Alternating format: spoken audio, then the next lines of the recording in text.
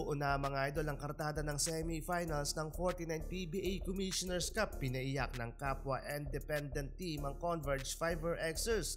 At eto na nga mga idol, pasok na sa semis ng 49 Commissioner's Cup ang Barangay Ginebra matapos talunin ng Meralco Bolts sa do-or-die game sa score na 87-94. Pinangunahan ni Justin Brownlee sa scoring ang Gene King sa score na 25 points, 10 rebounds and 7 assists. Yun nga lang, mababa sa efficiency rate si Kabayan JB, shooting 8 of 22 from the field.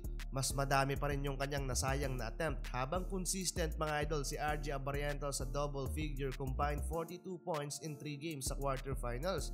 Makakalaban nila mga idol sa semis ang Northport Batang Pier, habang hindi mga idol matanggap ng Meralco Bolts ang kanilang pagkatalo, lalo na yung pagka-eject ng kanilang active consultant na si Nenad Vucinic. Kasabay ng aggressive approach niya sa referee dahil sa offensive foul down na call play ng Meralco Bolts. Successful naman yung challenge doon pero ejected si Nenad Vucinic. Sabi nga ni Chris Newsome sa interview na parang bad luck talaga ang nangyari. Successful naman daw ang challenge pero bakit hindi na pinabalik ang kanilang active consultant?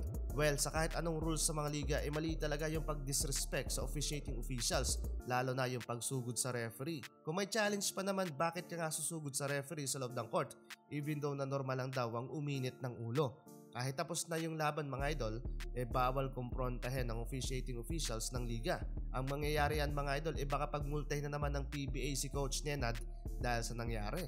June 2024 may record na din siya sa PBA matapos ang heartbreaking lose nila sa SMB noong Game 2 ng 48 Philippine Cup Finals.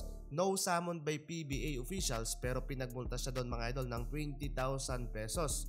Sa kabilang semis naman tayo, tatlong magkakasunod ng semis appearance na ito ng Rain or Shine Elasto Painters. Matapos nilang pabagsakin ng unti-unting pag-build up sana ng dynasty ng Converge Fiber Xers. Yun na yata mga idol ang isa sa pinakamasakit na nangyari sa Converge. Wala na sanang San Miguel Beermen na magpapayak sa quarterfinals.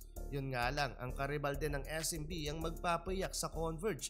Kamalasan ang inaabot ni Jordan Heading off night sa do-or-die game. Nanlamig mga idol ang kanyang mga kamay. 3 points lamang ang naitala sa buong laban, shooting 1 of 8 from the field. Nawala na parang bula yung pangarap nilang makapasok sa semifinals for the first time at history din sana sa kanilang franchise na magkaroon ng semifinals appearance. Nagbubuhat mga idol ang young core ng Ross, combined 67 points ang naitala ni Adrian Nukum sa tatlong laban nila dito sa best of 3 series ng quarterfinals.